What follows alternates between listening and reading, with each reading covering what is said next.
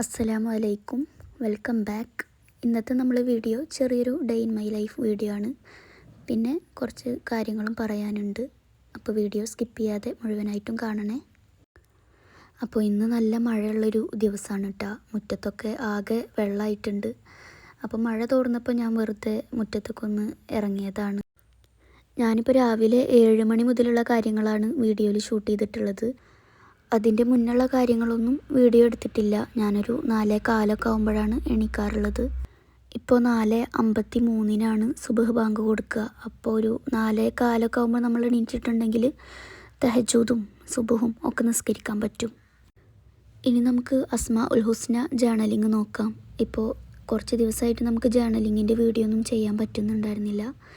നമ്മളിപ്പോൾ last total 78 ഇസ്മാണ് journalling ചെയ്തിട്ടുള്ളത്. ഇനി അസ്മാഉൽ ഹുസ്നയിലെ 79ാമത്തെ ഇസ്മാണ് അൽ മുത്തആലി, ഔന്നത്യം ഉള്ളവൻ എന്നാണ് ഈ ഇസ്മിൻ്റെ അർത്ഥം. ഈ ഇസ്മ ചൊല്ലുന്നവർക്ക് ഉയർച്ചയും നല്ല അവസ്ഥയും കൈവരും. പീരീഡ്സ് ടൈമിൽ ചൊല്ലിയാൽ അവർക്ക് നല്ല അവസ്ഥ വരും. അതായത് പെയിനൊന്നും ഉണ്ടായിരിക്കില്ല എന്നായിരിക്കും ഉദ്ദേശിക്കുന്നത്. ഇനി 80ാമത്തെ ഇസ്മാണ് അൽ ബർറു, ഗുണം ചെയ്യുന്നവൻ എന്നാണ് അർത്ഥം. ഇത് പതിവായി ചൊല്ലിയാൽ ജീവിത വിഷമങ്ങളിൽ നിന്നും തെറ്റുകളിൽ നിന്നും മോചനം ലഭിക്കും. ഗുണങ്ങൾ നേടിയെടുക്കാൻ കഴിയും. പിന്നെ കുട്ടികൾക്ക് ഇത് ചൊല്ലി മന്ത്രിച്ചാൽ അവർ ഗുണം നിറഞ്ഞവരാകും. അടുത്തതായിട്ട് 81ാമത്തെ ഇസ്മാണ് അൽ തവ്വാബു, പശ്ചാത്താപം സ്വീകരിക്കുന്നവൻ എന്നാണ് ഈ ഇസ്മിൻ്റെ അർത്ഥം. ളുഹാ നിസ്കാര ശേഷം 360 തവണ ഇത് ചൊല്ലിയാൽ അവൻ്റെ തൗബ അള്ളാഹു സ്വീകരിക്കുന്നതാണ്. അക്രമിയുടെ മേലിൽ ഇത് 10 തവണ ചൊല്ലിയാൽ അവൻ്റെ ഷർറിൽ നിന്നും രക്ഷപ്പെടും.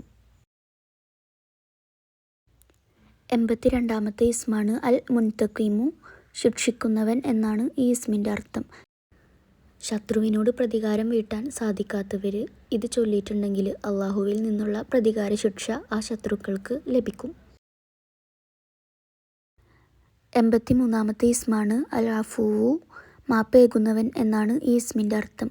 ഇത് ധാരാളമായി ചൊല്ലുന്നവർക്ക് പൊരുത്തത്തിൻ്റെ റിള കവാടം തുറക്കപ്പെടും. ഇത് പതിവായി ചൊല്ലിയാൽ ദുഃഖവും വിഷമങ്ങളും അകന്നു പോകും. ഇപ്പോൾ നമ്മൾ ടോട്ടൽ 83 ഇസ്മാണ് ജേർണലിങ് ചെയ്തിട്ടുള്ളത്. ബാക്കിയുള്ളത് ഇൻഷാ അല്ലാഹ് നമുക്ക് അടുത്ത വീഡിയോയിൽ ചെയ്യാം.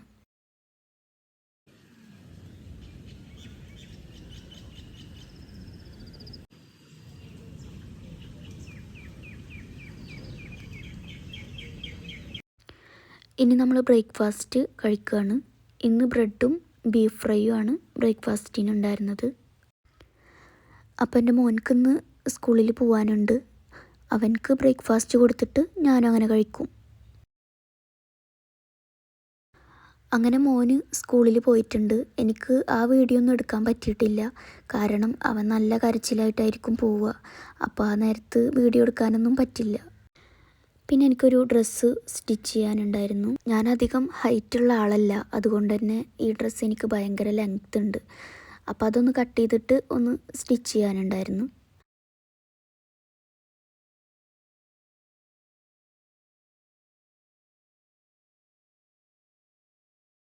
പിന്നെ ഞങ്ങൾ രണ്ടാളെ കയ്യിൽ നിന്നും ഫോൺ നമ്പറൊക്കെ പോയി. അങ്ങനെ പിന്നെ യാതൊരു വിവരം ഉണ്ടായിരുന്നില്ല. എന്നിട്ടിപ്പോൾ അവൾ ഇൻസ്റ്റഗ്രാമിൽ നിന്നൊക്കെ തപ്പിപ്പിടിച്ചിട്ട് മെസ്സേജ് ചെയ്തിരിക്കുകയാണ്. അങ്ങനെ പിന്നെ ഞങ്ങൾക്ക് രണ്ടാൾക്കും കുറേ വിശേഷങ്ങൾ പറയാനുണ്ടായിരുന്നു. അവളായിട്ട് ചാറ്റ് ചെയ്തിരുന്നിട്ട് സമയം പോയതൊന്നും അറിഞ്ഞില്ല. ഇനി എനിക്ക് അടുത്തത് കുക്കിങ്ങിൻ്റെ പരിപാടിയാണ്. ഇന്ന് മട്ടൻ ബിരിയാണി ഉണ്ടാക്കാമെന്ന് വിചാരിച്ചു. അപ്പോൾ അതിന് വേണ്ടിയിട്ടുള്ള സാധനങ്ങളൊക്കെ ഒന്ന് കട്ട് ചെയ്ത് വെക്കുകയാണ്. ഞാനിപ്പോൾ ഇവിടെ 4 സവാളയാണ് കേട്ടോ എടുത്തിട്ടുള്ളത്. അതിങ്ങനെ നല്ല നൈസായിട്ട് കട്ട് ചെയ്തെടുക്കുന്നുണ്ട്. ബിരിയാണിക്ക് എപ്പോഴും ഇങ്ങനെയാണ് കേട്ടോ നമ്മൾ കട്ട് ചെയ്യേണ്ടത്. എന്നാലാണ് സവാള നന്നായി ഉടഞ്ഞ് നല്ല രീതിയിൽ വഴഞ്ഞ് കിട്ടുള്ളൂ. എനിക്ക് കല്യാണത്തിൻ്റെ മുന്നേ കുക്കിങ്ങിനെ കുറിച്ചിട്ട് ഒരു ABCDയും അറിയില്ലായിരുന്നു. എന്തെങ്കിലും ജ്യൂസ്, കട്ട്ലേറ്റ്, സമൂസ അങ്ങനെയുള്ള ഐറ്റംസൊക്കെ ഉണ്ടാക്കും എന്നല്ലാതെ ചോറ്, കറി, ബിരിയാണി, നെയ്ച്ചോറ് അങ്ങനെ ഒന്നും ഞാൻ ഉണ്ടാക്കിയിട്ടില്ല. പിന്നെ കല്യാണമൊക്കെ അടുക്കാറായപ്പോൾ വീട്ടിൽ നിന്ന് കുറച്ച് കുക്കിങ്ങൊക്കെ പഠിപ്പിച്ചിട്ടുണ്ടായിരുന്നു. ഈ ദോശ ഉണ്ടാക്കാനൊക്കെ. ദോശ എനിക്ക് എപ്പോഴും ഉണ്ടാക്കുമ്പോൾ കുളമായി പോവും. അങ്ങനെ എനിക്ക് എൻ്റെ ഉമ്മയുടെ നിന്ന് കുറേ വഴക്കൊക്കെ കേൾക്കാറുണ്ട്. ഇതൊക്കെ നീ ഇനി എന്നാ പഠിക്കുക, മറ്റൊരു വീട്ടിലേക്ക് കയറി ചെല്ലേണ്ടതല്ലേ, അങ്ങനെയൊക്കെ പറഞ്ഞിട്ട് എല്ലാ ഉമ്മമാരും പറയുന്ന പോലെ തന്നെ എനിക്കും കുറേ വഴക്കൊക്കെ കേട്ടിട്ടുണ്ട്. അങ്ങനെ മാരേജൊക്കെ കഴിഞ്ഞിട്ട് കുക്കിംഗ് ഒന്നും എനിക്കറിയാത്തത് കൊണ്ട് ഞാനവിടെ ഹെൽപ്പറിൻ്റെ ജോലിയാണ് ഏറ്റെടുത്തിട്ടുണ്ടായിരുന്നത്. അതായത് ഹസ്ബൻഡിൻ്റെ ഉമ്മ, പെങ്ങൾ ഇവരൊക്കെ എന്തെങ്കിലും കുക്ക് ചെയ്യുമ്പോൾ ഞാൻ എന്തെങ്കിലുമൊക്കെ കട്ട് ചെയ്ത് കൊടുക്കും. എല്ലാ ഐറ്റംസും ഇപ്പോൾ ബിരിയാണി ഉണ്ടാക്കുകയാണെങ്കിൽ അതിന് വേണ്ടിയിട്ടുള്ള എല്ലാ ഐറ്റംസും കട്ട് ചെയ്ത് കൊടുക്കും. പിന്നെ പാത്രം കഴുകുക, ക്ലീൻ ചെയ്യുക, അടിച്ചു വാരുക, വീട് മൊത്തം ക്ലീൻ ചെയ്യുക, മുറ്റടിക്കുക, അങ്ങനെയുള്ള ജോലികളാണ് എനിക്ക്. എൻ്റെ മനസ്സിൽ ഈ ഒരു ജോലികളെക്കാളൊക്കെ ഏറെ ബുദ്ധിമുട്ടുള്ള ജോലി കുക്കിംഗ് ആണ് എന്നായിരുന്നു. ശരിക്കും പറഞ്ഞാൽ നമ്മളെ സാധാരണ ചോറുണ്ടല്ലോ, അതൊക്കെ ഉണ്ടാക്കുക എന്നുള്ളത് വലിയ പണിയാണെന്നാണ് ഞാൻ വിചാരിച്ചിട്ടുണ്ടായിരുന്നതൊക്കെ. അങ്ങനെ സവാള നമ്മളിവിടെ കട്ട് ചെയ്ത് കഴിഞ്ഞിട്ടുണ്ട്. പിന്നെ ഉണ്ടല്ലോ, നമ്മളിങ്ങനെ സവാള ഒക്കെ കട്ട് ചെയ്യുമ്പോൾ അതിൻ്റെ തൊലി ഇതുപോലൊരു പാത്രം നമ്മൾ അതിൻ്റെ അടുത്ത് വെച്ചിട്ട് അതിൽക്ക് തൊലി കളയുകയാണെങ്കിൽ നമുക്ക് ക്ലീൻ ചെയ്യാനൊക്കെ നല്ല ഈസി ആയിരിക്കും. ഇല്ലെങ്കിൽ അവിടെയും ഇവിടെയും താഴത്തും ഒക്കെ ഈ സവാള തൊലി വീണിട്ട് നമുക്ക് ഇരട്ടി പണിയാവും. അപ്പോൾ ഇതുപോലെ ഒരു പാത്രത്തിലേക്ക് എല്ലാ വേസ്റ്റും ഇടുകയാണെങ്കിൽ നമുക്ക് നമ്മളെ ക്ലീനിങ്ങൊക്കെ പെട്ടെന്ന് തന്നെ കഴിക്കാൻ പറ്റും.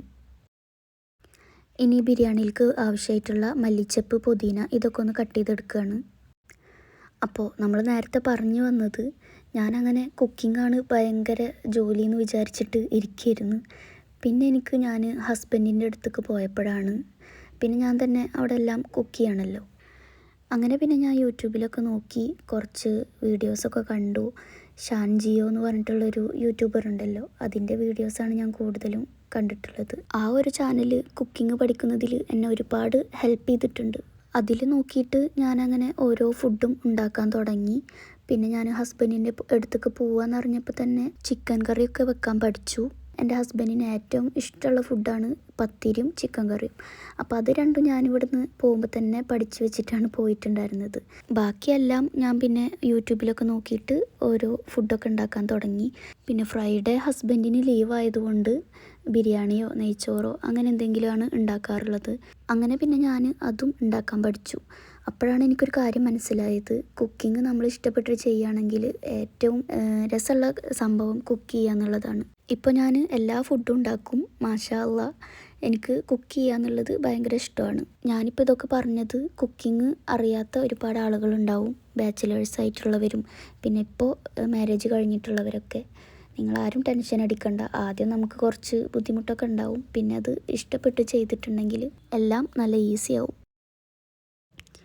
ഇനി നമുക്ക് ബിരിയാണിയുടെ റെസിപ്പി നോക്കാം. ആദ്യം ഞാനിതാ ഈ ഒരു പാനിലേക്ക് കുറച്ച് ഓയിലും പിന്നെ കുറച്ച് ഡാൽഡയും ചേർത്തിട്ടുണ്ട്. ഇനി ഇതിൽ കുറച്ച് കാഷ്യൂ നട്ട്സും നിങ്ങളുടെ കയ്യിൽ റൈസിൻസ് ഉണ്ടെങ്കിൽ അതും വെച്ചിട്ടൊന്ന് റോസ്റ്റ് ചെയ്തെടുക്കാം. അങ്ങനെ ഇത് റോസ്റ്റ് ചെയ്തെടുത്തിട്ടുണ്ട്. ഇനി നമുക്ക് അടുത്തതായിട്ട് സവാളയാണ് ഫ്രൈ ചെയ്തെടുക്കേണ്ടത്. അത് നമുക്ക് ബിരിയാണി ഉണ്ടാക്കിയതിന് ശേഷം മുകളിലൊക്കെ കുറച്ച് ഇടാൻ വേണ്ടിയിട്ടുള്ളതാണ്. ഇനിതാ ഈ ഒരു കുക്കറിൽ മട്ടൻ വേവിക്കാൻ വേണ്ടി വെച്ചിട്ടുണ്ടായിരുന്നു. ഇതിൽ ഞാനിപ്പോൾ ഇട്ടിട്ടുള്ളത് 1/2 ടീസ്പൂണ് മഞ്ഞൾപ്പൊടി, പിന്നെ 1.5 ടീസ്പൂൺ കുരുമുളക് പൊടി, ഇത്രയാണ് കേട്ടോ. ആവശ്യത്തിന് ഉപ്പും ചേർത്തിട്ടുണ്ടായിരുന്നു. അങ്ങനെ നമ്മൾ സവാള ഒരു ഗോൾഡൻ കളർ ആയിട്ടുണ്ട്. ഇനി നമുക്കിതിൽ നിന്ന് മാറ്റാം. പിന്നെ ഇത് കുറച്ച് ക്രിസ്പി ആയിട്ട് നമുക്ക് കിട്ടണമെങ്കിൽ നമ്മൾ ആ ഓയിലിലേക്ക് കുറച്ച് പഞ്ചസാര കൂടി ഇട്ട് കൊടുത്തിട്ട് ഇങ്ങനെ ഫ്രൈ ചെയ്തെടുത്താൽ മതി. ഞാനിപ്പോൾ പഞ്ചസാര ഒന്നും ചേർത്തിട്ടുണ്ടായിരുന്നില്ല കേട്ടോ. ഇനി ഈ ഓയിലിലേക്ക് നമ്മൾ നേരത്തെ കട്ട് ചെയ്ത് വെച്ചിട്ടുള്ള സവാള ഉണ്ടല്ലോ, അത് ഇട്ട് കൊടുക്കുന്നുണ്ട്. ഇനി ഇത് നന്നായിട്ടൊന്ന് വഴറ്റിയെടുക്കണം. പിന്നെ ഞാൻ ഈ സവാളയിൽ ഇത്ര സവാള കുറച്ച് മാറ്റി വെച്ചിട്ടുണ്ട്. അതെന്തിനാന്നുള്ളത് പറയാം. ബാക്കിയെല്ലാം ഞാൻ ഈ ഓയിലിലേക്ക് ഇട്ട് കൊടുത്തിട്ടുണ്ട്. ഇനി ഇതിലേക്ക് ആവശ്യത്തിന് ഉപ്പ് ചേർത്ത് കൊടുക്കുന്നുണ്ട്. ഉപ്പ് ഓരോരുത്തർക്കും ഓരോ അളവായിരിക്കുമല്ലോ. ഞാനിപ്പോൾ ഇവിടെ ഒരു 1.5 ടീസ്പൂണ് ഉപ്പ് ചേർത്ത് കൊടുത്തിട്ടുണ്ട്. പിന്നെ നമ്മൾ മട്ടൻ വേവിക്കുമ്പോഴും ഉപ്പ് ചേർത്തിട്ടുണ്ട്. അത് നോക്കിയിട്ട് വേണം ഇതിൽ ചേർക്കാൻ. ഇനി സവാള ഒന്ന് വഴഞ്ഞ് വരുമ്പോൾ നമുക്കിതിലേക്ക് ഇഞ്ചി, വെളുത്തുള്ളി, പച്ചമുളക് ഇത് 3ഉം കൂടി ചതച്ചെടുത്തതാണ്, അത് ചേർത്ത് കൊടുക്കുന്നുണ്ട്. അടുത്തത് നമുക്ക് ഇനി ഇതിലേക്ക് തക്കാളി ചേർത്ത് കൊടുക്കാം. ഇനി നമുക്കിതൊന്ന് മൂടി വെച്ചിട്ട് കുറച്ച് നേരം ഒന്ന് വേവിച്ചെടുക്കാം. ഇനി ഇതിലേക്കുള്ള മസാലപ്പൊടികളൊക്കെ ചേർത്ത് കൊടുക്കാം. ഞാനിപ്പോൾ ഇവിടെ 1/2 ടീസ്പൂണ് മഞ്ഞൾപ്പൊടി ചേർത്ത് കൊടുത്തിട്ടുണ്ട്. 1 ടീസ്പൂണ് ഗരം മസാല പൊടിച്ചത്, 1 ടീസ്പൂണ് കുരുമുളക് പൊടി ഇത്രയും ചേർത്തിട്ട് നന്നായി ഒന്ന് മിക്സ് ചെയ്തെടുക്കുന്നുണ്ട്. വേറെ മസാലപ്പൊടികളൊന്നും നമ്മളിനി ഇതിൽ ചേർക്കുന്നില്ല. ഇനി ഇതിലേക്ക് നമ്മൾ നേരത്തെ കട്ട് ചെയ്ത് വെച്ച മല്ലിച്ചപ്പ്, പുതിന, വേപ്പില ഇതെല്ലാം കൂടി ചേർത്ത് കൊടുക്കാം. ബിരിയാണിയിൽ വേപ്പില ചേർത്തിട്ടുണ്ടെങ്കിൽ നല്ലൊരു ടേസ്റ്റാണ് കേട്ടോ. ഇനി നമ്മൾ നേരത്തെ വേവിച്ച് വെച്ചിട്ടുള്ള മട്ടൻ ഇതിലേക്ക് ചേർത്ത് കൊടുക്കാം. മട്ടൻ വേവിക്കുമ്പോൾ അതിൻ്റെ കുറച്ച് വെള്ളം ഉണ്ടാവും, അതും ഇതിലേക്ക് ചേർക്കണം കേട്ടോ.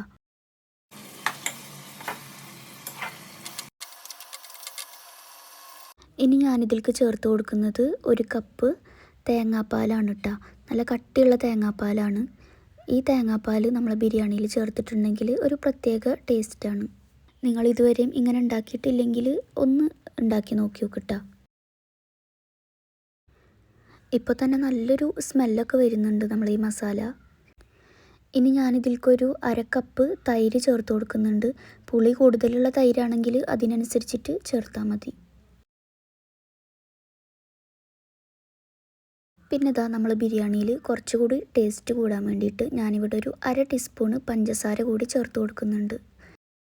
പഞ്ചസാര ചേർത്തിട്ടുണ്ടെങ്കിൽ ഒരു ചെറിയ മധുരമൊക്കെ ആയിട്ട് നല്ലൊരു ടേസ്റ്റാണ് കേട്ടോ. ഇനി നമുക്കിതൊന്ന് അടച്ച് വെച്ചിട്ട് കുറച്ച് നേരം വേവിച്ചെടുക്കാം.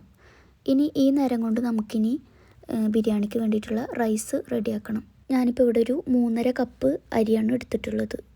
നമ്മൾ 250 ml ഒരു കപ്പ് ഉണ്ടല്ലോ, അതിലൊരു 3.5 കപ്പ് എടുത്തിട്ടുണ്ട്. അതിവിടെ മാറ്റി വെക്കുന്നുണ്ട്. ഇനി ഇതാ ഒരു പാത്രത്തിൽ ആവശ്യത്തിന് ഓയിൽ ഒഴിച്ചു കൊടുത്തിട്ടുണ്ട്. ഇനി ഇതിലേക്ക് നമുക്ക് കുറച്ച് സവാള, നമ്മൾ നേരത്തെ മസാലയിലേക്ക് സവാള എടുക്കുമ്പോൾ കുറച്ച് മാറ്റി വെച്ചിട്ടുണ്ടായിരുന്നില്ലേ, ആ മാറ്റി വെച്ച സവാളയാണ് ഇട്ട് കൊടുത്തിട്ടുള്ളത്. ഇനി ഇതിലേക്ക് നമുക്ക് പട്ട, ഏലക്കായ, ഗ്രാമ്പൂ, ജീരകം അങ്ങനെയുള്ള സ്പൈസസ് ഒക്കെ ചേർത്ത് കൊടുക്കാം. ഇനി ഇതിലേക്ക് ഞാനൊരു 7 കപ്പ് വെള്ളം ഒഴിച്ചു കൊടുത്തിട്ടുണ്ട്. അതിൻ്റെ വീഡിയോ എനിക്ക് എടുക്കാൻ പറ്റിയിട്ടുണ്ടായിരുന്നില്ല കേട്ടോ. ഞാനിവിടെ 1 കപ്പ് അരിക്ക് 2 കപ്പ് വെള്ളം അങ്ങനെയാണ് കേട്ടോ എടുത്തിട്ടുള്ളത്. ഇനി നമ്മൾ ആവശ്യത്തിന് ഉപ്പ് ചേർത്ത് കൊടുക്കുന്നുണ്ട്. നമ്മൾ റൈസ് ഉണ്ടാക്കുമ്പോൾ എപ്പോഴും ഉപ്പ് കുറച്ചധികം ചേർത്ത് കൊടുക്കണം. എന്നാലാണ് നമ്മൾ റൈസൊക്കെ വെന്ത് വരുമ്പോൾ കറക്റ്റ് ഉപ്പ് ഉണ്ടാവുള്ളൂ. പിന്നെ ഞാൻ കുറച്ച് മല്ലിച്ചപ്പും പുതിനയും ചേർത്ത് കൊടുത്തിട്ടുണ്ട്. ഇനി വെള്ളം നന്നായി ഒന്ന് തിളച്ച് വരണം. അപ്പോഴേക്കും നമുക്ക് നമ്മൾ നേരത്തെ മാറ്റി വെച്ചിട്ടുള്ള അരി ഉണ്ടല്ലോ, അതൊക്കെ ഒന്ന് കഴുകിയെടുക്കാം. നമുക്ക് വേണമെങ്കിൽ ഈ റൈസ് ഒരു 3/4 മണിക്കൂറോളം വെള്ളത്തിലിട്ട് വെച്ചിട്ട് അങ്ങനെ കുക്ക് ചെയ്യാം. ഞാനിപ്പോൾ അങ്ങനെ വെള്ളത്തിലിട്ട് വെക്കുന്നില്ല, ഡയറക്റ്റ് അരി കഴുകിയിട്ട് വെള്ളം തിളച്ച് വരുമ്പോൾ ഇട്ട് കൊടുക്കുകയാണ് ചെയ്യുന്നത്.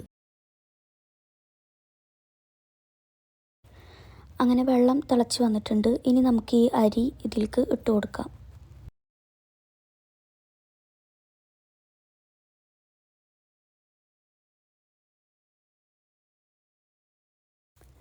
ഇനി ഇതൊന്ന് തിളച്ച് വരുമ്പോൾ ലോ ടു മീഡിയത്തിൽ ഫ്ലെയിമാക്കി വെക്കുക.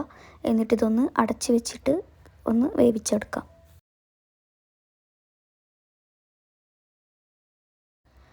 ഈ ഒരു സമയം കൊണ്ട് ഞാൻ കഴുകാനുള്ള പാത്രങ്ങളൊക്കെ കഴുകി വെക്കുന്നുണ്ട്. എല്ലാം നമ്മൾ ലാസ്റ്റ് ചെയ്യാമെന്ന് വിചാരിച്ചിട്ട് മാറ്റി വെച്ചിട്ടുണ്ടെങ്കിൽ ഓവർലോഡായി പോവും. ഇങ്ങനെ നമുക്ക് ഇടയിലൊക്കെ കുറച്ച് ടൈം കിട്ടുമ്പോൾ അപ്പോൾ ഉള്ള പാത്രങ്ങളൊക്കെ അപ്പോൾ തന്നെ കഴുകി വെക്കുക. അപ്പോൾ നമ്മൾ ക്ലീനിങ് നമുക്ക് വേഗം തന്നെ തീർക്കാൻ പറ്റും.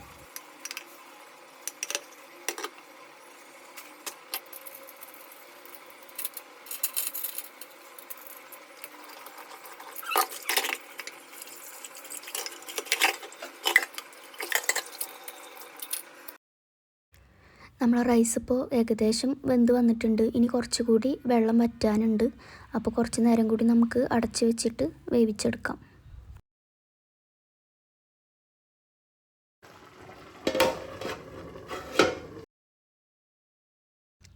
അങ്ങനെ ദാ ഇത് കറക്റ്റ് വേവായിട്ടുണ്ട്, വെള്ളമൊക്കെ വറ്റിയിട്ടുണ്ട്. ഇനി നമുക്ക് ഫ്ലെയിം ഓഫ് ആക്കാം. ഇനി നമുക്ക് അടുത്തതായിട്ട് ദമ്മിൻ്റെ പരിപാടിയാണ്.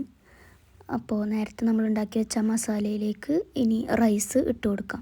പിന്നെ ഇങ്ങനെ കാണുമ്പോൾ നിങ്ങൾക്ക് മസാലയിൽ കുറച്ച് അധികം വെള്ളമുള്ളതായിട്ട് തോന്നുന്നുണ്ടാവും. അതൊന്നും കുഴപ്പമില്ല, നമ്മൾ ദമ്മിട്ടിട്ട് വരുമ്പോൾ കറക്റ്റിൽ തന്നെ നമുക്ക് കിട്ടും. പിന്നെ ഇത് അര ഗ്ലാസ് പാലിൽ കുറച്ച് മഞ്ഞൾപ്പൊടി ഇട്ടിട്ടുള്ളൊരു മിക്സാണ്. ഇത് ചേർത്തിട്ടുണ്ടെങ്കിൽ നമ്മളെ ബിരിയാണി റൈസ് നല്ല യെല്ലോ കളറിൽ കിട്ടും. നമ്മൾ ഫുഡ് കളറൊക്കെ ചേർക്കുന്നതിനേക്കാളും നല്ലത് ഇങ്ങനെയുള്ളതാണ്. ഇനിയിപ്പോൾ നിങ്ങളുടെ കയ്യിൽ സാഫ്രോണൊക്കെ ഉണ്ടെങ്കിൽ ഇതുപോലെ പാലിൽ അത് മിക്സ് ചെയ്തിട്ട് ചേർത്താൽ മതി. ഇനി ഞാനിതിൻ്റെ മുകളിൽ കുറച്ച് ഗരം മസാലപ്പൊടി ചേർത്ത് കൊടുക്കുന്നുണ്ട്. പിന്നെ നമ്മൾ നേരത്തെ ഫ്രൈ ചെയ്ത് വെച്ച സവാള കുറച്ച് ചേർക്കുന്നുണ്ട്. ഇനി നമ്മൾ നേരത്തെ ചെയ്ത പോലെ തന്നെ വീണ്ടും ഇതിൻ്റെ മുകളിൽ ചെയ്യുകയാണ്. ഗരം മസാലപ്പൊടി, അതുപോലെ നമ്മൾ നേരത്തെ ഫ്രൈ ചെയ്ത് വെച്ച സവാള, കാഷ്യൂനട്ട്, പിന്നെ മല്ലിച്ചപ്പ്, പുതിന ഇതൊക്കെ ഇതിൻ്റെ മുകളിൽ ഇട്ടിട്ട് കുറച്ച് നേരം ഏകദേശം ഒരു 10 മിനിറ്റോളം മീഡിയം ടു ലോ ഫ്ലെയിമിൽ ആക്കിയിട്ട് വെക്കുന്നുണ്ട്. പിന്നെ അതിൻ്റെ മുകളിൽ കുറച്ച് മിൽമയുടെ നെയ്യ് ചേർക്കാനുണ്ടായിരുന്നു. അത് ഞാൻ ശരിക്കും പറഞ്ഞാൽ മറന്നു പോയതാണ്. പിന്നെ ഇവിടെ ക്ലീൻ ചെയ്യുമ്പോഴാണ് അത് ഓർമ്മ വന്നത്. അപ്പോൾ ഞാൻ വേഗം അത് ചേർത്ത് കൊടുക്കുന്നുണ്ട്. ഈ ഒരു നെയ്യ് ചേർത്തിട്ടുണ്ടെങ്കിൽ ഭയങ്കര ഒരു ഫ്ലേവറാണ് കേട്ടോ നമ്മൾ ബിരിയാണിക്ക്. ഇനി അടുത്തതായിട്ട് ബിരിയാണിയിലേക്ക് കുറച്ച് തൈര് സാലഡ് ഉണ്ടാക്കാനുണ്ടായിരുന്നു. അങ്ങനെ അത് ഉണ്ടാക്കുകയാണ് കേട്ടോ. പിന്നെ ഒരു കാര്യം പറയാനുള്ളത്, നമ്മൾ കഴിഞ്ഞ വീഡിയോ ബിസ്മി എഴുതുന്നതിനെ കുറിച്ചിട്ടായിരുന്നു. ആ ഒരു വീഡിയോ ഒരുപാട് ആളുകൾ കണ്ടിട്ടുണ്ട്, അൽഹംദുലില്ലാ. നിങ്ങൾക്ക് ഒരുപാട് ആളുകൾക്ക് അത് യൂസ്ഫുള്ളായി എന്നൊക്കെ കമൻറ്റ് കണ്ടു. ഒരുപാട് സന്തോഷമായി അത് കണ്ടപ്പോൾ. ഒരുവിധം നമുക്ക് വരുന്ന എല്ലാ സംശയങ്ങളെ കുറിച്ചിട്ടും ഞാൻ ആ വീഡിയോയിൽ പറഞ്ഞിട്ടുണ്ട്. എന്നിട്ടും വീഡിയോ ഫുള്ളായിട്ട് കാണാതെ പീരിയഡ്സ് ടൈമിൽ എഴുതാൻ പറ്റുമോ, അങ്ങനെ കുറേ ആൾക്കാർ ചോദിച്ചിട്ടുണ്ട്. ഞാനത് ഡീറ്റെയിൽഡ് ആയിട്ട് ആ വീഡിയോയിൽ തന്നെ പറഞ്ഞിട്ടുണ്ടായിരുന്നു. പിന്നെ കൂടുതൽ ആളുകളും ചോദിച്ചിട്ടുള്ളത് 113 എണ്ണം തന്നെ ആവണോ, അതിൽ കൂടിയാൽ കുഴപ്പമുണ്ടോ, അങ്ങനെയൊക്കെ ചോദിച്ചിട്ടുണ്ട്. ഇസ്ലാമിൽ നമ്മൾ ചൊല്ലുന്ന ഓരോന്നിനും അതിൻ്റേതായ കണക്കുകളുണ്ട്. ഇപ്പോൾ ദിക്റിനും സ്വലാത്തിനൊക്കെയാണ് കണക്കുകളില്ലാത്തത്. ബാക്കി ഇപ്പോൾ അസ്മാ ഉൽ ഹുസ്ന അതിനൊക്കെ ഓരോന്നിനും ഓരോ കണക്കുകളുണ്ട്. എന്ന പോലെ ഇത് 113 എണ്ണം എഴുതുക എന്നുള്ളത് അതിൻ്റേതായൊരു കണക്കാണ്.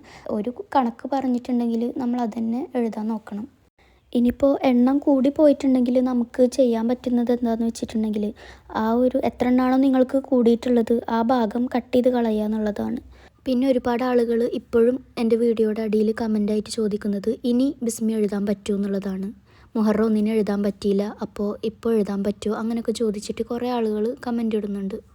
മുഹറം 1 നമ്മൾ ശരിക്കും എഴുതേണ്ടത്. മുഹറം 1 മാസം കണ്ടെന്ന് അറിഞ്ഞാൽ ആ ഒരു സമയം മുതൽ പിറ്റേ ദിവസം മഗ്‌രിബ് ബാങ്ക് കൊടുക്കുന്നതിൻ്റെ ഉള്ളിലാണ് നമ്മളിത് എഴുതി തീർക്കേണ്ടത്. ഇനി ആ ദിവസങ്ങളിൽ എഴുതാൻ പറ്റാതിരുന്നവർ മുഹറം 1 മുതൽ 10 വരെയുള്ള ദിവസങ്ങൾ വളരെ മഹത്വമുള്ള ദിവസങ്ങളാണ്.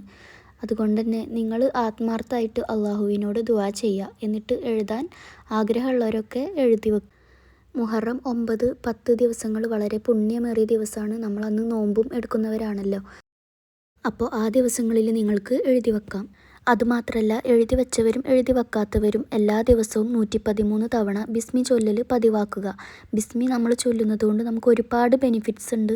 നമ്മളെ ആഗ്രഹങ്ങളെല്ലാം അള്ളാഹു നിറവേറ്റിത്തരും. മാത്രമല്ല എല്ലാ തടസ്സങ്ങളും പിന്നെ കണ്ണേറ്, സിഹർ എല്ലാത്തിൽ നിന്നും നമുക്കൊരു രക്ഷ കൂടിയിട്ടാണ് ബിസ്മി. അതുകൊണ്ട് എല്ലാവരും ഇത് പതിവാക്കാനും ശ്രമിക്കുക. നമ്മൾ എന്ത് കാര്യം ഉദ്ദേശിച്ചിട്ടാണോ ബിസ്മി എഴുതി വെച്ചിട്ടുള്ളത് ആ കാര്യമെല്ലാം അടുത്ത മുഹറം ആവുമ്പോഴേക്കും ഇൻഷാ അല്ലാ നമ്മളെ ദുആ അള്ളാഹു സ്വീകരിക്കട്ടെ. ആമീൻ. സത്യം പറഞ്ഞാൽ ഞാനിപ്പോൾ ഇന്ന് ഈ വീഡിയോയിൽ ഈ കാര്യം പറയാനല്ല ഉദ്ദേശിച്ചിട്ടുണ്ടായിരുന്നത്. മറ്റൊരു കാര്യം ഷെയർ ചെയ്യാനാണ് വിചാരിച്ചിട്ടുണ്ടായിരുന്നത്. പക്ഷേ നിങ്ങളെ കമൻസൊക്കെ കണ്ടപ്പോൾ അതിനുള്ളൊരു മറുപടി തരാമെന്ന് വിചാരിച്ചിട്ടാണ് ഇന്നിപ്പോൾ ആ കാര്യം ഇതിൽ പറയാറുന്നത്. ആ ഒരു കാര്യം കൂടി ഇതിൽ ഇൻക്ലൂഡ് ചെയ്തിട്ടുണ്ടെങ്കിൽ വീഡിയോ ഒരുപാട് ലെങ്തി ആയിപ്പോവും. അതുകൊണ്ട് നമുക്കത് അടുത്ത വീഡിയോയിൽ പറയാം.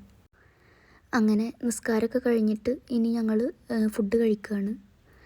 എല്ലാവർക്കും ഒരുപാട് ഇഷ്ടമായിക്കണം ബിരിയാണി. അതുകൊണ്ടാണ് ഞാൻ നിങ്ങൾക്ക് ഇതിൻ്റെ റെസിപ്പി ഷെയർ ചെയ്തത്. അപ്പോൾ ഇന്നത്തെ നമ്മളെ വീഡിയോ ഇത്രയേ ഉള്ളൂ. നിങ്ങൾക്ക് വീഡിയോ ഇഷ്ടമായെങ്കിൽ ലൈക്ക് ചെയ്യണം. പിന്നെ നിങ്ങളുടെ അഭിപ്രായങ്ങളും കമൻ്റായിട്ട് അറിയിക്കാൻ മറക്കരുത്. ഇൻഷാ അല്ലാ നമുക്കിനി അടുത്ത വീഡിയോ ആയിട്ട് വരാം.